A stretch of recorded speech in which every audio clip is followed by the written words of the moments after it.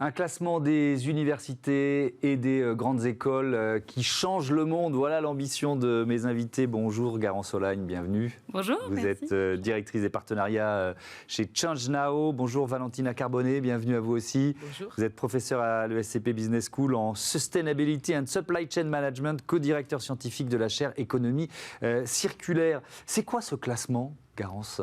Expliquez-nous. Alors ce classement, c'est un projet qu'on a depuis 1 an à ChangeNow, qu'on a monté avec les EcoStart et Deloitte.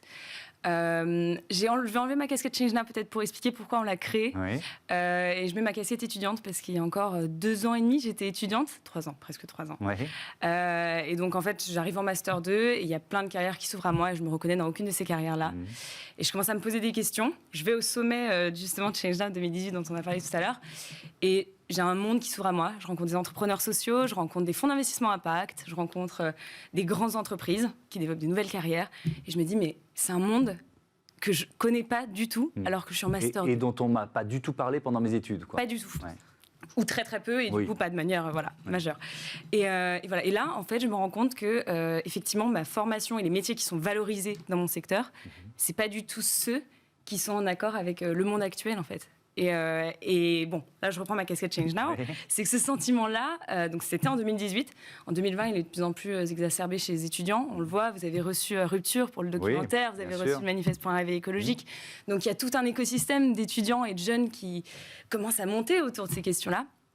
Et du coup, ce classement, pour nous, c'est une manière de leur apporter une solution, c'est une manière d'apporter une réponse à ce sentiment grandissant. Et c'est une manière aussi, donc à la fois de donner une grille de lecture aux étudiants pour leur dire voilà ce qui se passe, voilà comment vous pouvez vous orienter et bien, et une grille de notation pour les écoles pour les aider à se transformer parce que c'est un long processus. Alors, il y a des critères, évidemment, parce qu'on se dit, OK, on a une bonne idée, on va faire un classement, mais après, il faut définir des critères. Vous pouvez me les donner, vous les avez en tête? Moi, je les ai notés là. Bien sûr, non, mais je peux vous en donner quelques-uns, on les a établis. On va aller voir donc, s'afficher en même temps, allez-y. Voilà, donc, bien sûr, avec les EcoStart, c'est Deloitte Sustainability France qui a fait l'audit de ces 6 critères, donc on en a 6. On a d'abord regardé l'intégration des sujets d'impact, donc des enjeux sociaux et environnementaux dans les formations, dans les programmes. C'est quand même assez important. On a regardé aussi l'importance la force du réseau alumni dans le secteur de l'impact. C'est quand même une variable assez importante. On a regardé aussi la diversité et l'égalité d'échange. C'est des variables, on est obligé aujourd'hui de les regarder. La stratégie et l'exemplarité aussi des établissements. Donc la stratégie court terme, long terme sur ces enjeux. On a regardé aussi les associations étudiantes, leur implication sur les sujets d'impact et l'excellence académique et l'employabilité. Je boucle la liste. Valentina Carbonnet, le SCP Business School arrive en tête des écoles de commerce dans ce classement. Bravo, c'est une belle réussite. On va donner le classement pour les écoles d'ingénieurs. C'est Centrale Nantes, l'NGS à Strasbourg et ISAE Supaéro à Toulouse. Et pour les écoles de commerce, vous êtes en tête. Et puis ensuite, le Montpellier Business School et l'EM Lyon. Quand vous voyez ce classement, évidemment, c'est une satisfaction, mais d'abord dans la démarche. C'est évidemment une réponse à la quête de sens, on dit souvent ce mot, de vos étudiants, que vous sentez comme ça monter année après année, promo après promo. Je pense qu'effectivement, ce classement, pour nous, est arrivé à un moment où il y avait déjà tout un bouillonnement d'initiatives. On n'est pas la seule école, mais c'est sûr que au fil des dernières années, d'abord par des démarches individuelles de profs engagés ou déjà intéressés sur ces questions, il y a eu plein de choses qui ont été mises en place dans l'enseignement, dans la recherche, mais aussi dans la relation avec les acteurs de l'écosystème, que ChangeNow est très sensible à cette question-là. On s'ouvre de plus en plus, on sort un peu de stéréotypes banque, société de conseil, point basta, et on s'ouvre sur les autres organisations qui font nos sociétés, les ONG ou ces entrepreneurs impact et tout ça. Donc en fait, ce classement est un peu un point de, pas de clôture, mais c'est faire un bilan de toutes ces initiatives qui bouillonnaient déjà.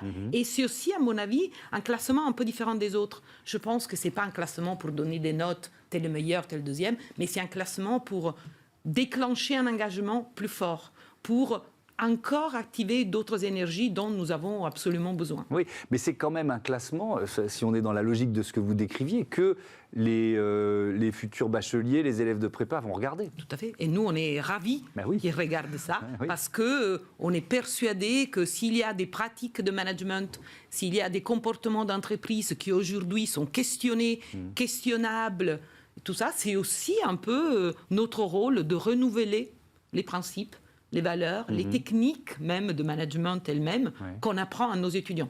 Donc je suis persuadée que les étudiants, les participants, parce qu'après on parle d'étudiants, mais on parle aussi de formation continue, on parle aussi de formation des adultes, et là on est persuadé qu'il y a énormément à faire pour changer les pratiques, et donc ce classement pour nous c'est un levier. Ouais, on y reviendra à cette question de la formation continue. Garance Olagne, comment c'est perçu d'abord? Est-ce que toutes les grandes écoles, les universités se sont dit chouette, on y va, on participe, ou est-ce que ça n'a pas été si simple en fait de lancer un classement comme celui-là?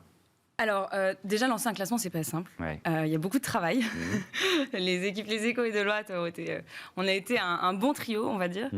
Mais du point de vue des écoles, il y a eu très sincèrement une envie de répondre, et ça vraiment je le vois parce que moi j'étais en direct avec les écoles, c'était moi qui gérais ça.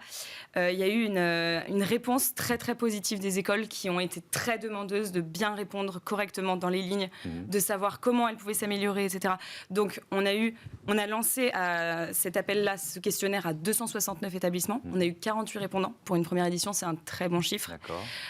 Sur ces 48 répondants, il y a eu beaucoup de sérieux de la part des écoles qui nous ont envoyé tout ce qu'elles pouvaient.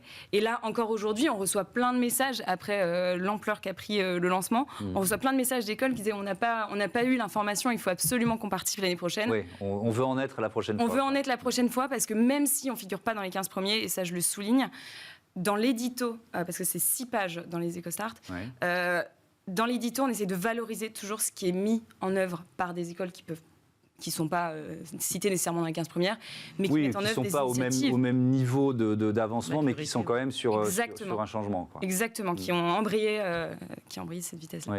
Et il n'y avait pas de réfractaires? Pas vraiment. En fait, il y avait pas mal, pour répondre sur cette partie-là, oui, il y avait une demande de précision, il y avait une demande de précision sur la démarche, sur comment on avait établi ce questionnaire-là, mais il n'y a jamais eu de retour négatif au point de dire non, nous, on ne prend pas le risque de répondre à un classement pareil.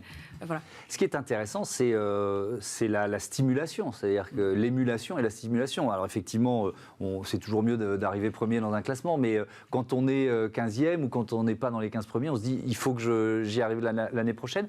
À quel point vous mesurez ça dans la réaction des universités, des grandes écoles? C'est-à-dire qu'un classement comme celui-là peut susciter de vrais changements. À quel point vous le mesurez, ça?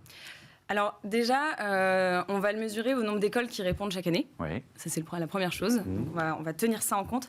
On va essayer de garder toutes les données qu'on récupère tous les ans pour pouvoir permettre aux écoles répondantes de tracer leur progrès sur plusieurs années. Et ça, c'est vraiment important, parce que la logique d'un classement, c'est bien. Mais en fait, ce qui est intéressant, c'est sur le long terme, la trajectoire. Comment ces écoles-là vont pouvoir tracer leur... Donc, on a des rapports individuels, là, on travaille dessus, on va les envoyer très prochainement aux écoles, pour que justement, on ait une trace écrite de ce qui se passe d'année en année, et qu'on voit ce changement dont vous parlez à l'échelle Et je me permets d'intervenir. En fait, il n'y a pas qu'une question de quantitative, de compter, par exemple, le nombre de nouveaux cours. Il y a aussi une évolution en cours. Toutes les écoles ont déjà dans leur portefeuille beaucoup de cours de spécialité, en sustainability, en management impact et tout ça.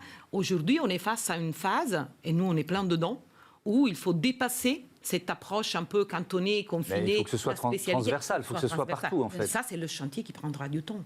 On ne peut pas réinventer et reformuler les soubassements théoriques, philosophiques même de nos enseignements en un claquement de doigts. Ça passe aussi par la formation des profs. Par exemple, nous, ça, c'est un gros chantier à l'école. On est en train de sensibiliser, de former tous les profs. Ceux qui sont déjà engagés, c'est facile.